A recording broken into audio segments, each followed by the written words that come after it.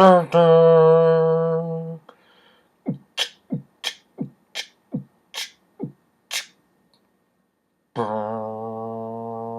Okay, I'll stop.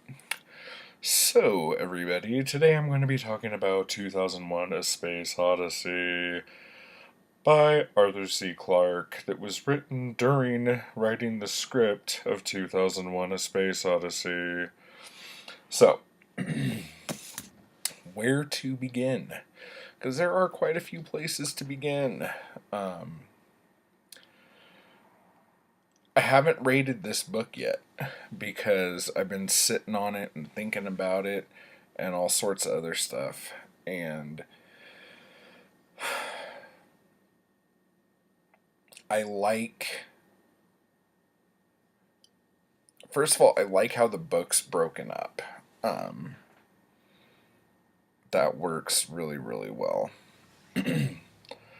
um, and I'm trying to think of, like,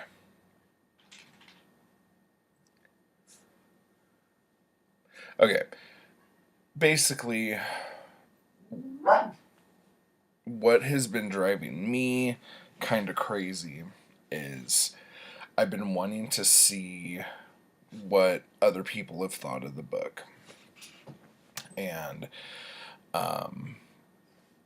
as you would guess, more likely than not, what I'm finding is people talking about the movie. Now, this is where I was like going, what the hell are these people talking about? Like, they know that the book exists. They know it was based on the Sentinel, which was a short story, and it was like barely based on it. There was like a chunk of it, I would say, like the idea of it. And people are just throwing out these theories that are so wackadoodle, you know, like Arthur C. Clarke wrote the book.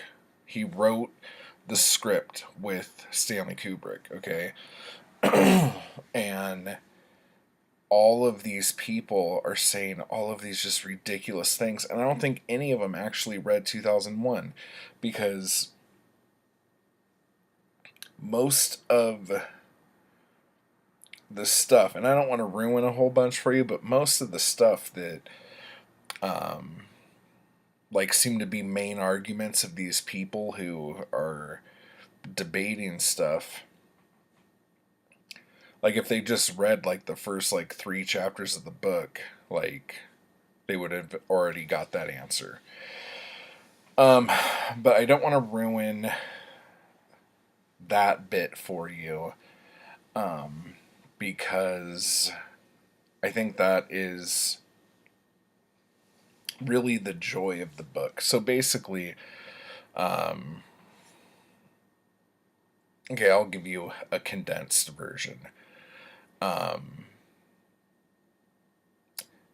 monolith, just like a giant black triangle, I mean, rectangle, is found on the moon.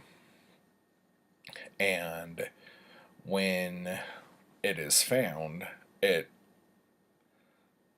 sends this alarm out, basically.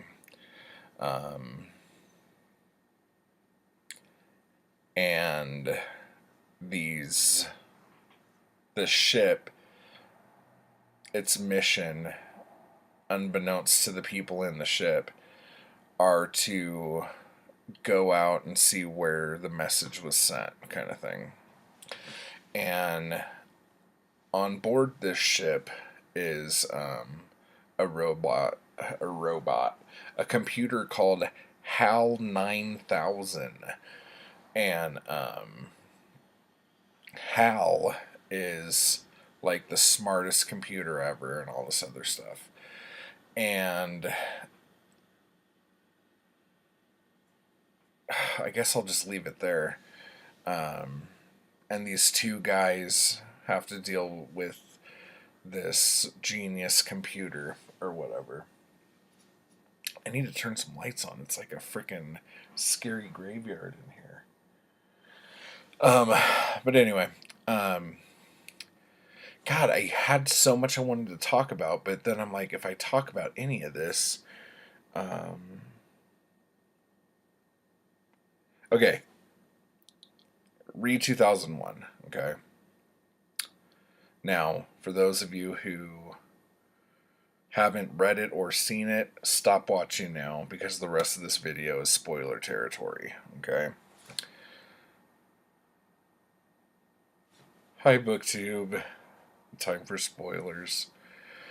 Um, the difference between the movie and the book is there's a lot, but like I think especially the end, like with the when he finds the monolith. Well, first off, he's on a moon of Saturn instead of Jupiter. And I guess that was changed because Kubrick's special effects department couldn't make a realistic looking Saturn or something. But it's standing out on this moon, and when he flies up to it, the top of it opens up, and he like flies his ship into it, and it's a Stargate, and it's like crazy, all this other stuff. But he also talks about it because he sees other ships, and he talks about it as being like a intergalactic highway system with thousands of monoliths that could take you to different places. And then he ends up at the weird room, and there's a TV in the weird room, and there's a kitchen in the weird room, and just like this is like so different. But like he goes in the kitchen and finds all of these different earth foods in the fridge, but then when he opens it up, it's just like this blue, like bread pudding looking stuff, and it all tastes the same. And then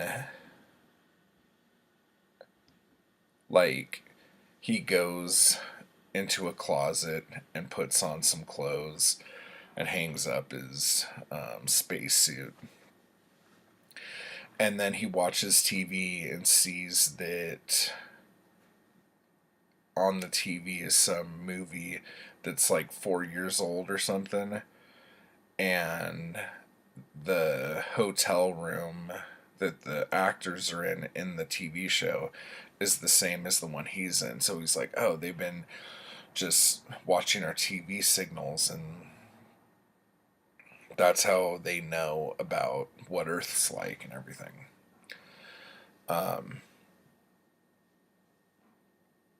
And then comes the part where he lays down to go to sleep, and it's the last sleep he'll ever have. And this is where I get really confused. I haven't decided. I haven't like nailed down or not description, but an idea yet. But honestly, like in the movie, it seems like Dave is reborn. Dave dies and is reborn, and then this like embryo with him in it goes through the monolith and comes back to Earth. So he's gonna go back to Earth and whatever, be like the next evolutionary step or whatnot.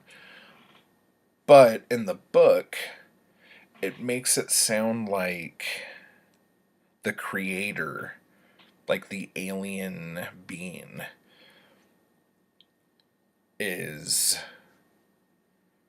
a part of this evolutionary embryo. And when they go back to Earth, they watch all of the like atomic and nuclear explosions all over the Earth that destroys the Earth. And then like it ends with basically like the creator going, I don't know what I'm going to do next, but I'm sure I'll think of something. And I'm like, what the fuck? And it's like, I don't know. Like I'm wondering if like the creator is the embryo and it's a part of Dave, or maybe Dave's the creator, but because Dave is now a higher evolutionary form, as the evolutionary form is telling us this story about the dawn of time and the monolith and the moon, and then Dave and I think Frank is his name, and Hal, like the new Dave doesn't see himself as the old Dave because he is like the new and improved Dave. So that way he could speak about Dave in the third person and it's not anything weird, you know? So anyway, it was just like a real trip, and I finished it days ago, and I've just been like scratching my head. And I also finished Childhood's End, also by Arthur C. Clarke, which I'll be doing a video about here pretty soon. And I'm almost done with the Alien novelization. And the Alien novelization is so like, it's like an action. There's like some, it seems like hard science, but I don't think it really is. But it's just boom, boom, boom, boom, boom. And 2001 was so much more of just like a mind.